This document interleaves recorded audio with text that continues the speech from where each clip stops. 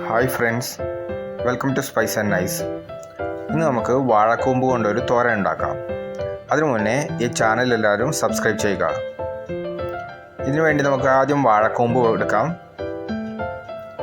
മുതിര, ഇത് മുതിര തന്നെ വേണമെന്നില്ല, പയറോ ചെറുപയറോ എന്തും ആവാം. സവാള, വെള്ളുള്ളി, ഇത്രയും സാധനങ്ങളാണ് വേണ്ടത്. നമുക്ക് ആദ്യം വാഴക്കൂമ്പ് വൃത്തിയാക്കാം. ആ മുകളിലത്തെ പോളയൊക്കെ കളഞ്ഞിട്ട് നമ്മൾ തോരന് നുറുക്കണ പോലെ ചെറുതായി നുറുക്കണം. ഇത് നുറുക്കിയിടുന്നത് മഞ്ഞപ്പൊടി ഇട്ട വെള്ളത്തിലാവണം. അതൊരു 15-20 മണിക്കൂറെങ്കിലും വെക്കണം, എന്നാലേ അതിൻ്റെ കറകളൊക്കെ പോവുള്ളൂ.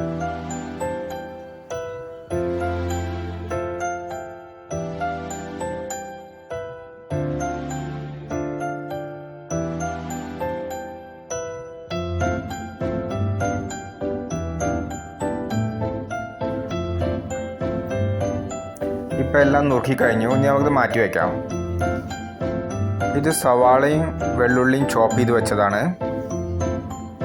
ഇനി നമുക്ക് മുതിര കഴുകി വൃത്തിയാക്കിയിട്ട് കുക്കറിൽ വേവിക്കാൻ വെക്കാം. അത് വെന്ത് കഴിഞ്ഞു.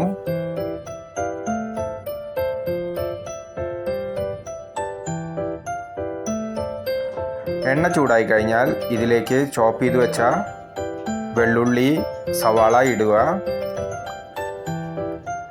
കുറച്ച് കറിവേപ്പില ഇടുക.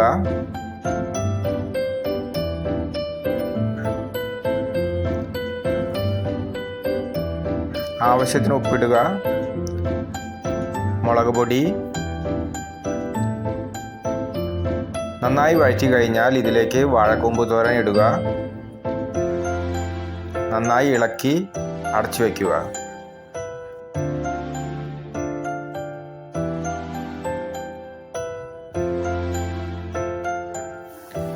ഇപ്പം നന്നായി വെന്തിരിക്കുന്നു. ഇനി ഇതിലേക്ക് വേവിച്ച് വെച്ച മുതിര ഇട്ടിട്ട് നന്നായി ഇളക്കുക.